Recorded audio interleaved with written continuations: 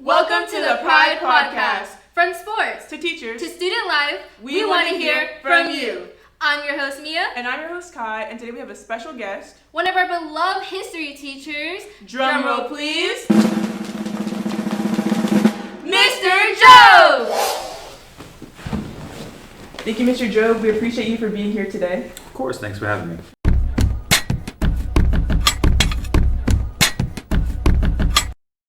Can you tell us about how you first started teaching at Salesian and what brought you here?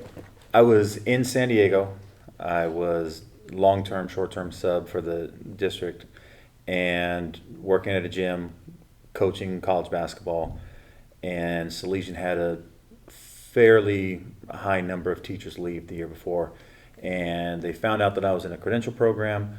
They reached out to me. This was the last week of August.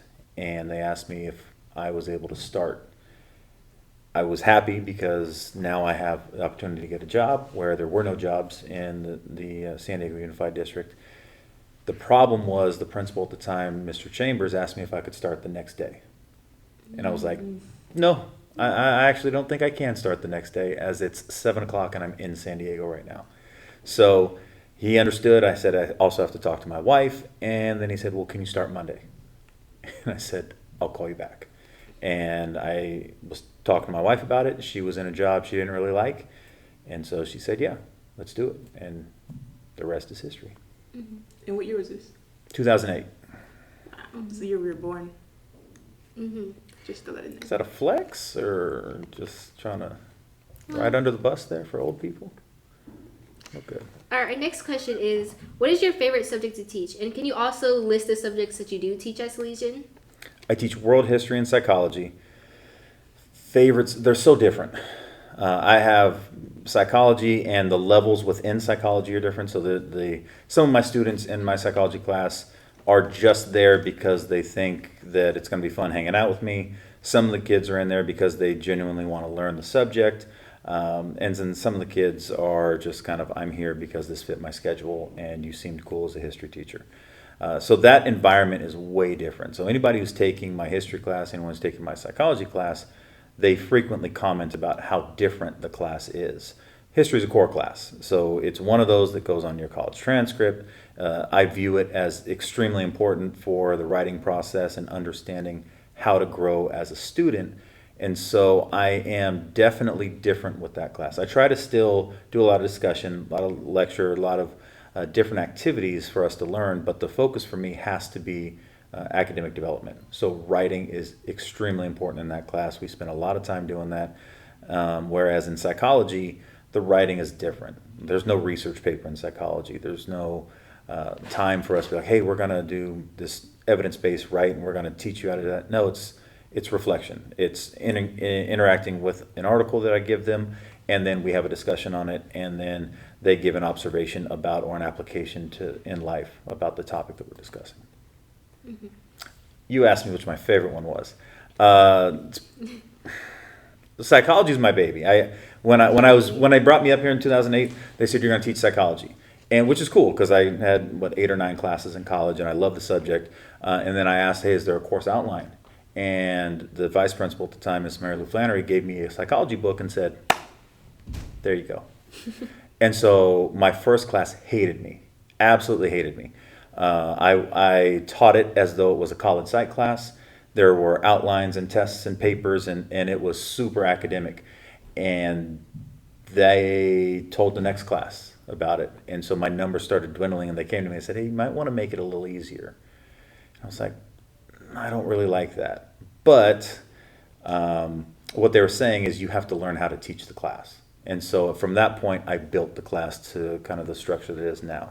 It's not as college level, but a lot of the concepts, every year I get kids coming back and go, hey, we talked about that in your class. We talked about this in your class. And that's what I look for, is saying, okay, I'm still, even though it's not as rigorous and demanding, it is still preparing them for the content they're going to be getting when they're in college.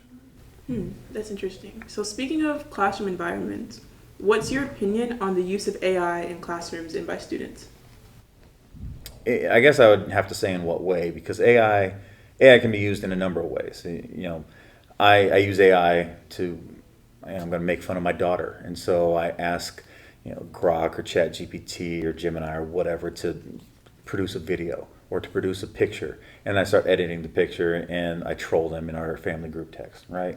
And so you can do it that way if you're doing creative things where you're going to bring in maybe a historical figure and you're going to then edit it so that they're doing something that's more contemporary.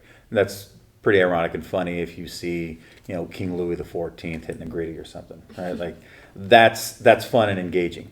Whereas if we're just giving a writing prompt and saying, hey, bring this in and I'm going to show it off as my own work, it's obviously a negative, because whether you're getting an A, B, C, D in the class, my hope is that all my students are growing. And so as they're growing, that's just part of the process of struggling through writing. And AI can help you with a sample of how to write, but you have to go through the process yourself in order to really improve. So I'm not a huge fan of the way most students use it. Mm-hmm. Speaking of your daughter, how does it feel to be a teacher and also have a kid who attends Salesian? And how does that affect your relationship with your daughter or how you treat other students? So she's been at Salesian since 2010, literally as a baby in the car seat. She would be in practice and I would assign a manager, your job is to guard the child today. And so their job was to make sure that no ball came flying during a shooting drill or something like that. And ever since then, she's grown up on road trips. She's grown up in the basketball gym at league championships, state championships, and she's always been around. And so she would run around and she knew everybody's name. And so all of the older teachers, especially the people who have been here for a longer time, they've known her since she was literally in diapers. And so knowing that she was going to come here was cool. It's like, wow, I'm going to be on campus with my daughter. And then when she graduated 8th grade, I was like, I'm going to be on campus with my daughter. And I try really hard to give her her own space, because not everyone, actually, that's actually been the funny thing, is that there are a lot of kids on campus who still don't know that we're related. They kind of know my daughter goes here, but they don't necessarily know who she is. And so that's always funny when I see the aha moment. They're like, oh my God, Kendrick's your daughter. Yeah, spoiler alert. And so I sat there and I really worried, because I want her to have her own space. How's dating the teacher's daughter going to go? Right? Mm-hmm. Oh, that's the basketball coach's daughter, and he's massive. Like, that's going to be intimidating. So how is, you go to a dance, how are my players going to treat her? How is she going to interact with whoever she's going to interact with? So I really actually worried about that. And so for the first week or so, I didn't talk to her on campus. She's walking around and I'd see her and I'd just walk away. And so she actually cornered me and she goes, why don't you talk to me? I said, what do you mean? Like, you're a teenager. You don't want me to talk to you on campus. And she goes, what are you talking about? You're my dad. I was like, oh, so you do want me to talk to you? She goes, well, I don't want you to hang out with me all the time. But yeah, you see me, you can say hi and we can interact. And I was like, well, I was trying to give you space. I didn't want to feel like I was all in your business all the time. And she literally looked at me and she goes, you got to figure that out. And I go, okay. And so now, it's actually pretty fun, because I see her and it's almost the same as how we interact at home or outside of the home when we're in public. So I would say, I would credit her for our interaction. But it's pretty fun being able to get updates and so, hey, how was PE? And then I can go back and rip Mellis and go, indoor soccer sucks. They don't really like indoor soccer. So speaking of sports, actually, we're curious, what is your favorite sports team at Salesian, and what do you think their season is going to look like? Ooh, favorite sports team at Salesian. In what way? What's the most sports team that you feel the most connected to, maybe? Or what you enjoy watching the most? Okay, so my favorite sports team is usually the tennis team, because I enjoy a lot of the personalities on the tennis team. I actually, people know this, people don't know this, I don't know. I actually really don't like basketball. I'm not a fan of basketball. I hate the NBA. I don't really watch college very much. I love teaching basketball. I love seeing the growth of our kids in their experience and their journey of basketball. But last year, I did not watch a minute of NBA basketball. The year before, I maybe watched part of a playoff game. It's not a part of my life. And so when my daughters decided not to play basketball, I was fine with that. I was actually really happy about that because then I don't have to be around it. Now, if, say, Kendrick decided to play, or my younger one, who's going to be here in 2 years, decides to play, yeah, I'm going to go. I'm going to hang out with them. I'll work with them. I'll do whatever they need. And I'm not going to let my, let's say, lack of passion for basketball now impact them. I want them to be able to choose what they want to be able to choose. So I actually loved coaching JV football. That was my favorite thing to do. It was kind of a vacation for me. Varsity basketball, it's intense. I have so much love and respect for our players when they get through our program. They're on campus, you guys may not know this, 46, 48 weeks a year. They're on campus all the time. During the summer, they might get a couple weeks where they're not on campus. And other than that, I mean, they're leaving to tournaments on Christmas. They're missing all sorts of, activities with friends because on game days, you see them play at 7 o'clock, but what you don't see is they're at the gym at 12 o'clock that day. And they're with us from 12 o'clock to the end of the game, and then they finally go home with their parents. So it is a college prep program. It's something that we've intentionally done because when they go off to college, we want them to be able to say, hey, I'm ready for this. And we get feedback all the time. So for us, it's really awesome seeing that aha moment. It's really great having a lot of success. It's a very successful program, obviously. And I love the people, but the respect I have for those kids who go through it. Every time I see one of our players who have graduated in the past, it's a hug. It's not a handshake. It's because of the respect. It's so easy to just tap out and quit. And people transfer all the time for various reasons. Some of them super legit, some of them not as much. And I respect everyone, whether they're the 15th guy on the team or the star player who's there putting in the work and graduating. And those are the relationships that really last. What about softball? Now your daughter joins. I know she plays softball. You didn't mention that one. No, I didn't mention that. Yes, she does play softball. I see so much softball. It's hard to imagine for most people how much softball I see, and it's a blessing. Don't get me wrong. I am on the road. This summer, what was it? I spent 30 nights in a hotel, or not my own bed, I should say. And so, fortunately, I've structured things in a way to where I get a lot of free nights at hotels. I drive everywhere. So she has a tournament in Colorado. I'm driving to Colorado with her. She doesn't really like that very much. She's like, can we fly? I'm like, nope, because the difference in flying and renting a car and me driving is literally thousands upon thousands of dollars. So I do love the softball program. I work closely with Miss Bradbury and Coach Bradbury for, hey, what do you guys need this year? Can I help you out with the program? I do look forward to watching her play.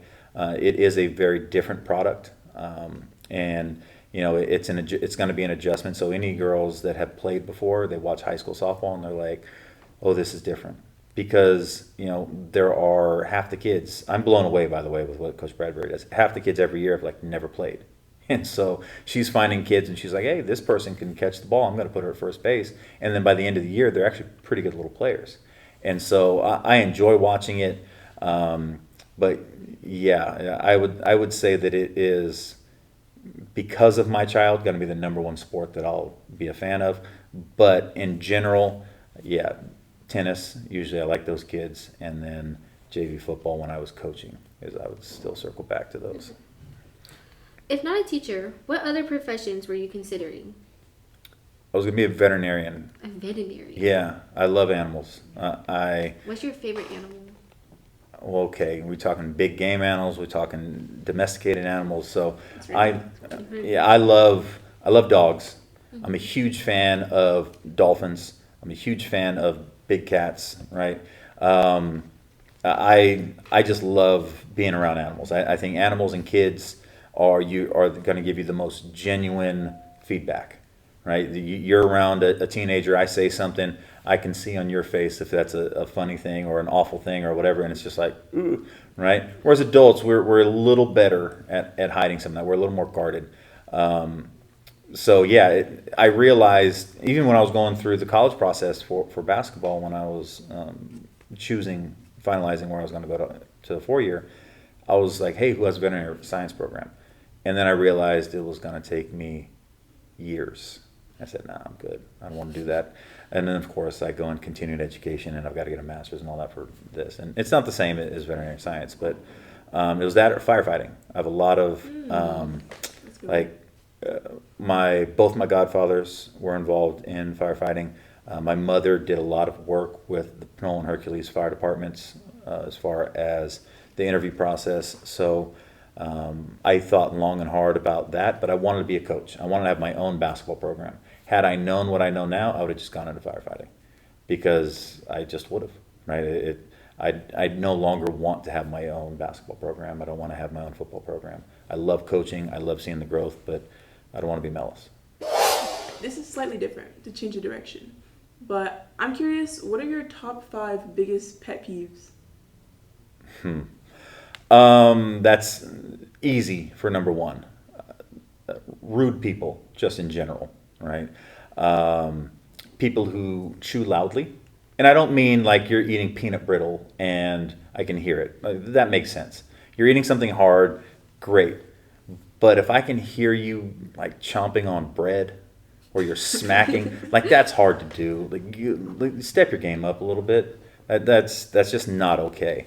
Top 5. I got to go with 5. Well, however many you can name, I guess. Definitely, loud chewers are terrible. Rude people, and I'll go even just in general, inconsiderate people, right?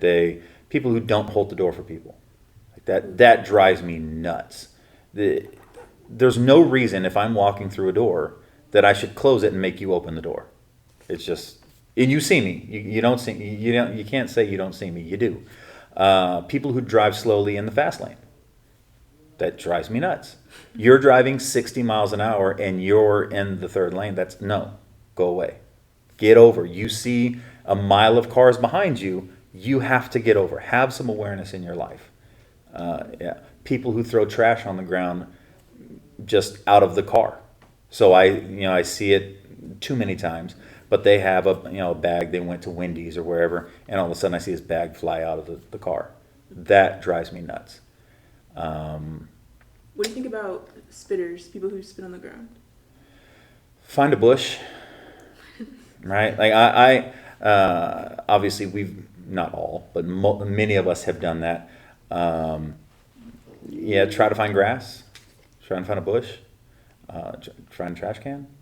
If none of those exist, well, sorry, I know I'm a bad person. For our next question is, what is your Roman Empire? Do you know what that means? Go ahead, tell me how you mean it. I would say Roman Empire is what is something that keeps you up at night that you can't stop thinking about, that you know a lot about, more than a normal person would know about. And it's not like, I'm not talking about math or science, like something niche and specific that you know a lot about that you can't sleep about.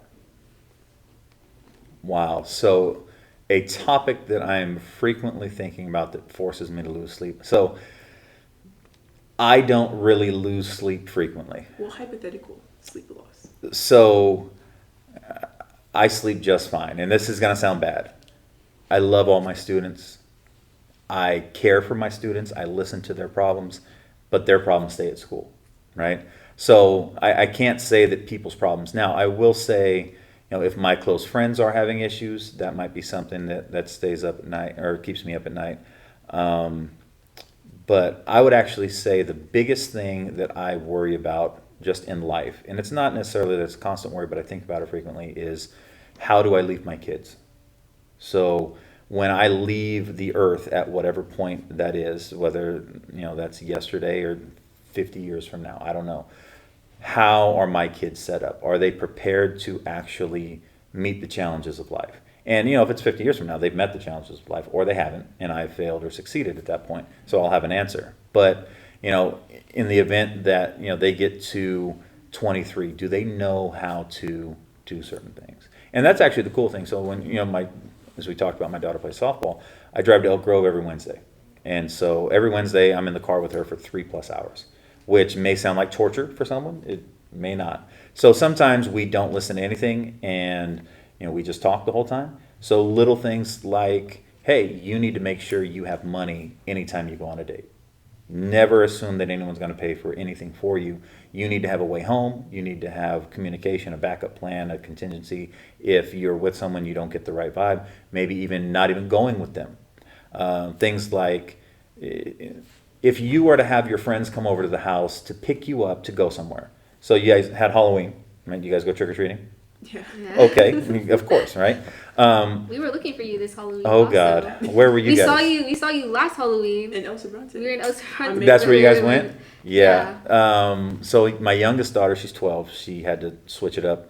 And she goes with the same person just about every year. They went to Hercules. So I don't have many. I told you. Yeah. So that's where I was. I did see some students down there. What was I discussing? I don't even remember. Oh, softball. So, you guys went to Halloween. Somebody comes and picks you up. Assume you don't drive, right? And why? What'd I do? No, it's okay. That's a long story, huh? Okay, so I can interview you guys now. Oh. No, it's okay. So, whoever picks you up, Meah, you go pick her up, right? Uh-huh. How do you get her out of the house? I bang on her door until she comes down. So you go and knock on the door. Great. You don't just say, I'm here. Well, I do sometimes. And if she's like already late, I go knock on her door. See, I don't run late. That's only one time. Okay. Sure. No, I believe that. You seem very punctual. So if someone comes to pick you up and they say, I'm here or I'm outside, what do? Go outside. I'm already ready, so I won't just make them wait. That's so cool. See, I tell my wife, I tell my daughters, no, you sit your butt on the couch and wait for them to come up to the door. They're not going to just, I'm outside. Now, it's a little different if it's you two, right? But if it's someone who's courting my daughter and you're coming up to my doorstep. Mm-hmm. You are seeing me and I'm saying, hey, what's going on? Look. Of course, you have to have a little eye contact, right? But it's also the respect. Do they open the door for you? Do they not open the door for you? And so we have a lot of those conversations in the car. And then other times she wants nothing to do with conversations and she loves music. I mean, this kid, and it's not like some of you who have hundreds of thousands of hours, but she listens to a lot of music and at all different types. And so sometimes it's just her playing music the entire time up. But it's time that you don't really get back. So if I have one of them in the car for a long time, I enjoy that. And I want them to be able to fend for themselves when they have to. Speaking of cars and speaking of houses, if you had to be a household appliance, what would you be?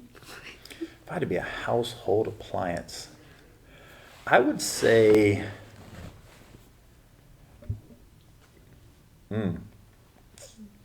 Like a refrigerator? No, you can't be the refrigerator. I feel like that's standard, right? Everyone's like, "Oh, I'm gonna be the fridge. I hold the people are always gonna come." I'd be the dryer. The dryer? Yeah. Why? Well, it's super functional. No one likes wet clothes, so it's something that you don't necessarily think about, but then the more you think about it, you appreciate it. If you have a bad dryer, life sucks. I've got it right now. Our dryer is it's not great. We actually got a special wand where we have to go and vacuum out the lint trap because it's just not drying clothes well enough. And so I would definitely be the dryer. I want to be reliable. I want to make sure that when you have a good one, you appreciate it. So yeah, I'd be the dryer. Now, Joe, what is it like being 6'7"? Well, I understand the reference, but I'm actually just under 6'9", right? Give or take. You know what I mean? So, yeah. It's actually more frequently a hindrance than it is a benefit. Because, you guys, how many times do you think about, can I fit through a door? Never. No. When I get into this car, pet peeves, there's another one. Coach Mellis and other people know it. As soon as I get into a car, my knees are pretty much at the dashboard. And what do you think the first thing I always do is when I get into a car? Put the seat back. Yes. So I put the seat back, and almost always it's right underneath the seat, and you go, and it almost never fails. Hey, the seat goes back. It's back. And they go, no, that can't be as far back as it goes. And I'm like, no. And then they tell me where the lever is to move the seat back, as though I've never been in a vehicle before and I've never had this issue before. And so I'm like, no, it's there. Hey, why don't you pull? Okay, here you go. And so then I end up having to pull it, show them that the seat doesn't come. Wow. And it's like, yeah, this is the thing. So things you guys don't really think about, like pants. You can probably just go in and shoes. You can just get, how many times are you going to find 14 or 15 at a store? I mean, you guys probably don't even go to stores anymore, but it just didn't exist. And so there are a lot of things that you don't necessarily think about. You may notice that I duck just about every time I go into a door. You can probably guess why. I've hit my head so many times on doorways, it's really annoying. So even if I'm going through a cathedral door, I duck my head a little bit, just because I am so conditioned that when I walk through a doorway, I'm hitting my head. I also have a follow-up question. How tall were your parents?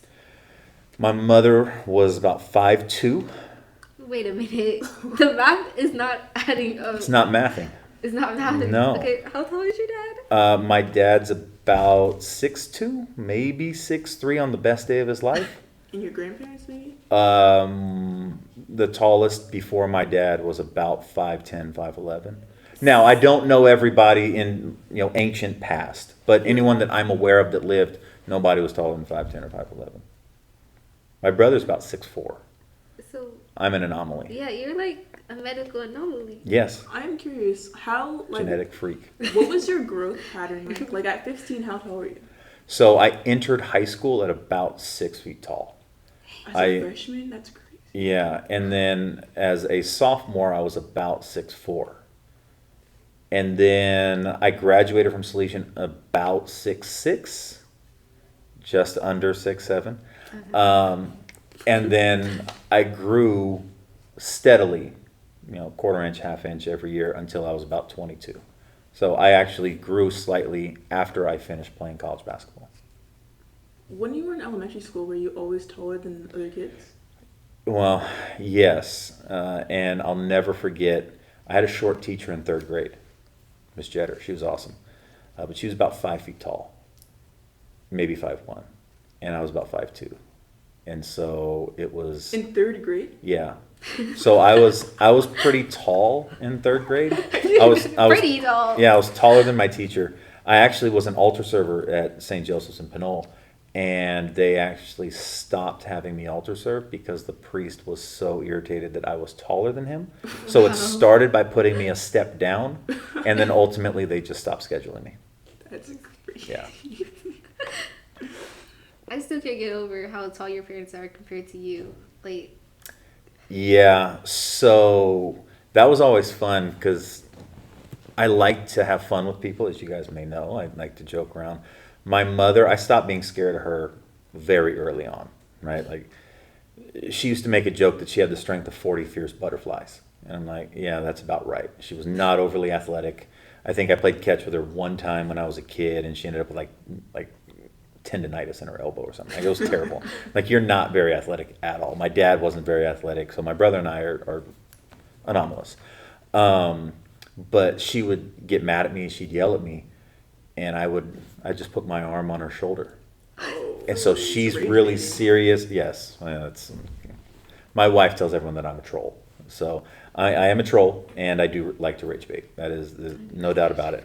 So yeah, I would literally, I'm like, that's nice. Tell me about that. Stop it. I'm like, okay. So then she graduated to like grabbing the broom or wooden spoons, and then she would like hit us, and I'd have to fake like it hurt. Like, ow, stop. It hurts a lot. But then she'd tell my dad. My dad had a big, thick leather belt with a lion head belt buckle. As soon as he went for that, I'd upstairs. And one of our closing questions, can we ask about your relationship with a student? What's your relationship, how do you feel about King Garrick? About who? King Garrick. King Garrick? Yeah. Okay, well, that's my guy. I was not expecting a question about Garrick Lee in this. Well, that's all we hear about in Joe's class. That's my guy. Like, he acts like he doesn't really appreciate all the attention that I get him, but he loves it. There's no doubt in my mind. I mean, it's his birthday every single day. Literally every day. I don't know if you guys know that story or not. No. But as a sophomore, Garrick would sit in class, and I would take attendance, and you know that sometimes you've experienced this a couple times, but I'll take the first 10, 15 minutes of class, and we'll have a conversation just to kind of lighten the mood. And so usually when I recognize that there's a lot going on with the kids, that they don't need to just jump into academics. And so, especially early in the year too, I'll take attendance, extended attendance, so that I can talk to them and just kind of get to know them a bit. And I could not break through with Garrick at all. Like, literally, there was nothing I could say to get him to do anything that was responsive in any way that wasn't like, not sure. And so every question was like, maybe, not sure. I'll think about that. I'm like, bro, how are you doing today? And so one day I was like, hey guys, it's Garrick's birthday. And everybody was like, yeah, all right, happy birthday. And he's like, it's not my birthday. And he just sat there as stoic as can be. And so the next day I figured, you know what, that worked, so I'm just going to do it again. Garrick, happy birthday. And he like cracked a smile. And I was like, oh my God, the corners of your mouth turn up? No way. And he's like, right, like he'll do, because he doesn't want to like show that he's having a good time. And so it just, every single day it was happy birthday. And it started, I don't remember all the people who were in that class, but they would sit there and some days they would start singing happy birthday to him.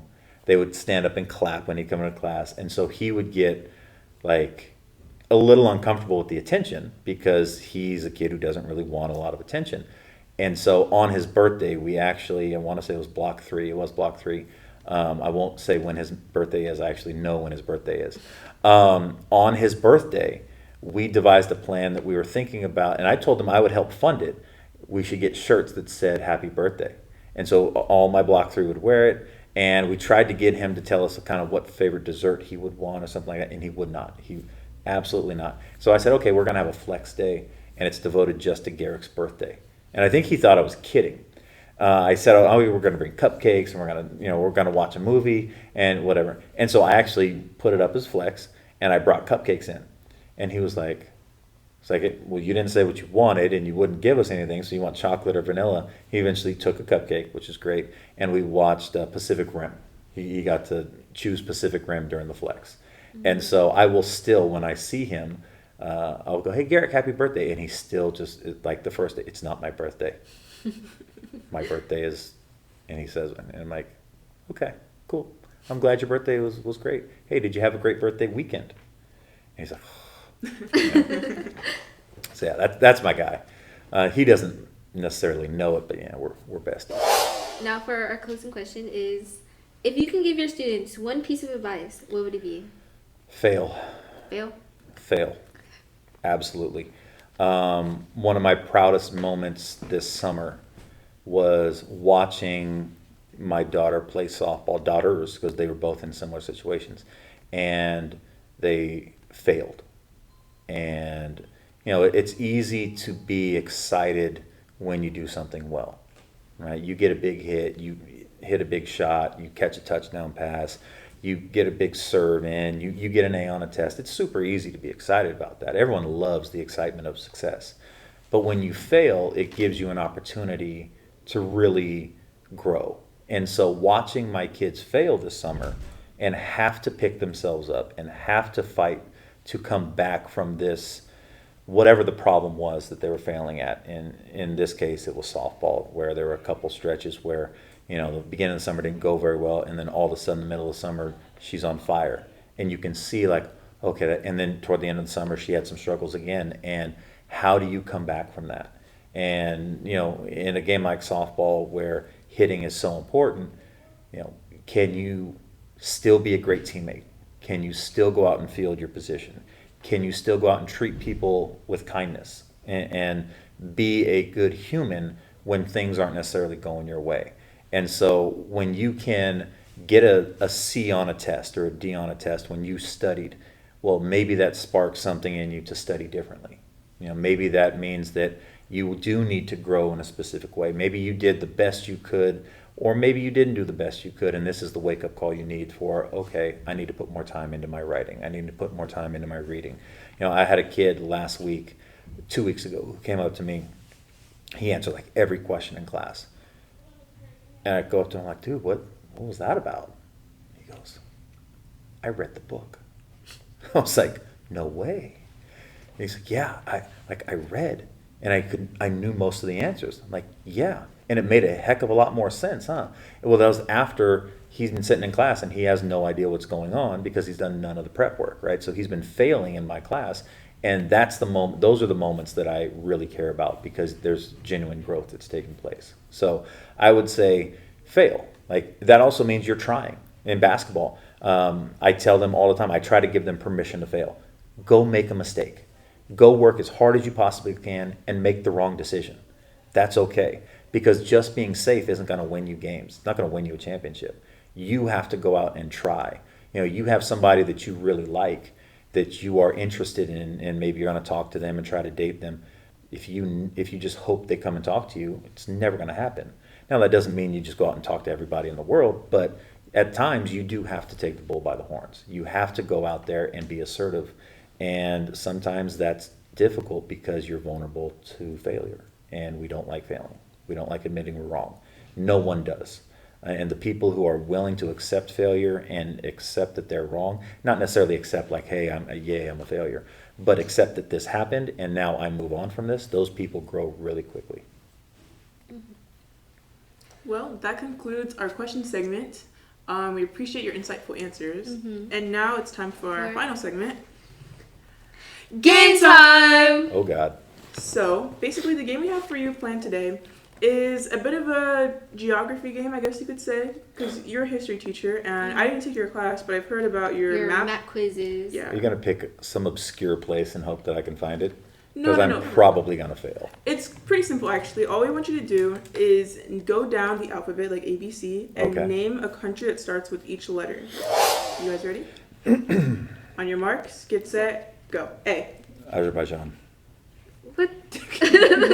What? Well, you're wasting my time. B. Bahrain. Wrong. Those are C. Costa Rica. D. Djibouti. That's a real one. I'm so real. E. Eritrea. F. France. G. Guyana. H. Holland. I. Indonesia. J. J. Japan. K. Kazakhstan. L.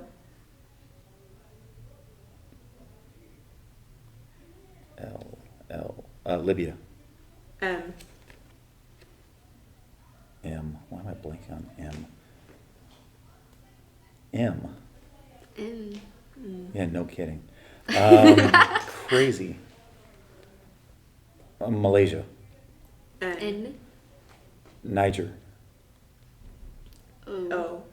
Think about that, huh? O.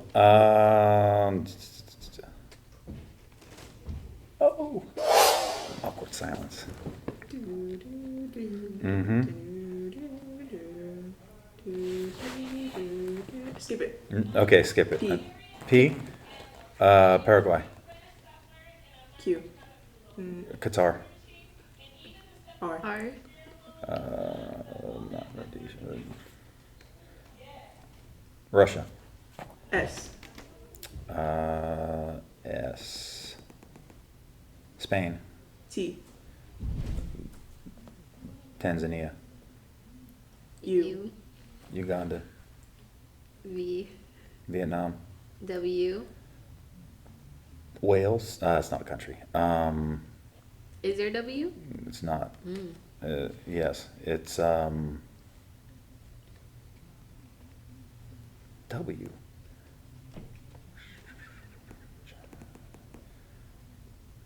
Skip it. Skip. That's fine. Go to Y. Is there a Y? I'm thinking of one. Mm. Yemen. Z. Zambia. Namibia. O and what? W. O and W. O is Oman, Oman. and W would be. There's no way I'm blanking on a W. Do we get a hint? You kind of said it. You didn't say the full thing though. I kind of said it, but I didn't say the full thing. Yeah. You said Wales, so is there like full thing of that? Yeah. And then the other one is in Africa, so you should know that one. I should know that one. You should know it. It says What's it on in the test and stuff. W in Africa? Western Sahara? Thank you for coming. We really Yes. appreciate you for being here, joining us on the Pride podcast. Any closing words, Mr. Jobe? Yes.